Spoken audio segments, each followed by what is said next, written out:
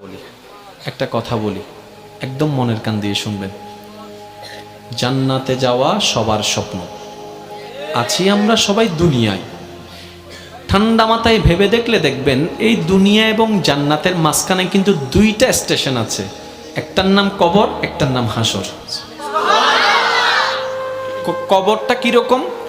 আমাদের দুশমনরা না, আপন জনেরাই কিন্তু খনন করবে, আপন জনেরাই কিন্তু লাশটা রাখবে, আবার আপন জনেরাই কিন্তু ওই দেহটার উপরে বাঁশ বিছিয়ে মাটি চাপা দিবে, চতুর্দিক থেকে অন্ধকার করে ফেলবে। মনে রাখবেন, কবর আলোকিত হয় ঈমানের আলোয়, সুবহানাল্লাহ। আর হাসর আলোকিত হবে আল্লাহর রহমতের সাথে আপনার আমলের আলোয়, সুবহানাল্লাহ। হাসর আলোকিত হবে আমলের গুণে, কবর আলোকিত হবে ঈমানের গুণে। আর ঈমানটা কানে থাকে না, মনে থাকে।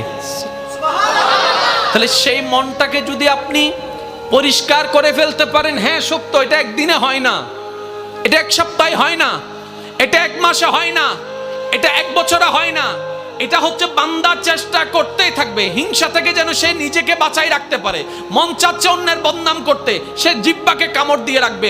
দুনিয়া উল্টায় যাক, আমি বদনাম করব না, আমি বদনাম করব না, আমি বদনাম করব না। মন বলছে তাকে মেরে ফাটাই ফেল রাগের কারণে। আপনি বলবেন দুনিয়া উল্টায় যাক, আমি তার গায়ে হাত তুলব না, আমি মাফ করে দিলাম, আমি মাফ করে দিলাম। কেউ একজন এসে বলল অমুক তোর নামে বদনাম করছে, যা যা বিশ্রী কথা বলছে, আপনি মুস্কি হেসে কথাটাকে রিসিভ করে বলবেন আলহামদুলিল্লাহ, আমি তাকে মাফ করে দিয়েছি। এভাবে যখন বান্দা চেষ্টা করতেই আছে, শয়তান আপনাকে হয়তো অন্তর ঘরে, না হয় বন্ধু বান্ধব দিয়ে কিছু কথা আপনাকে কানের মধ্যে পিন দিবে। যেমন কিছু কেউ আপনাকে এসে বলবে যে তুই কি ঠান্ডা হয়ে গেলি, তুই কি হার মেনে গেলি, তুই কি পরাজিত হয়ে গেলি, তুই মারতে পারিস মারস না কেন, তুই বলতে পারিস বলস না কেন, তুই বাধা দিতে পারিস দেশ না কেন।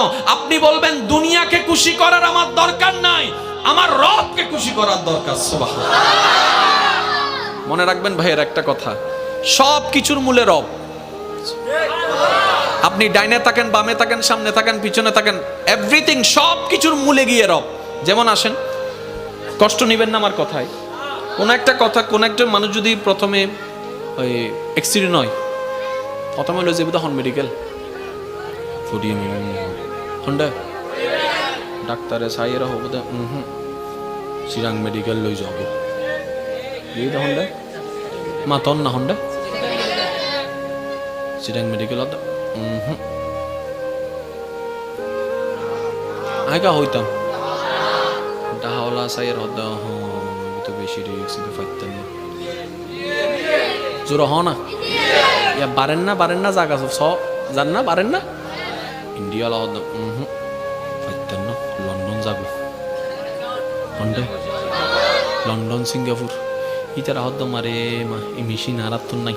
আমেরিকা যাবে, আমেরিকা যাওয়ার পরে ডাক্তার হদ্দে ইটা হদ্দা আর হনমিকে যাইতো না হইস ওডিয়াতুন গুইতে গুইতে চলি সিধা হন্ডা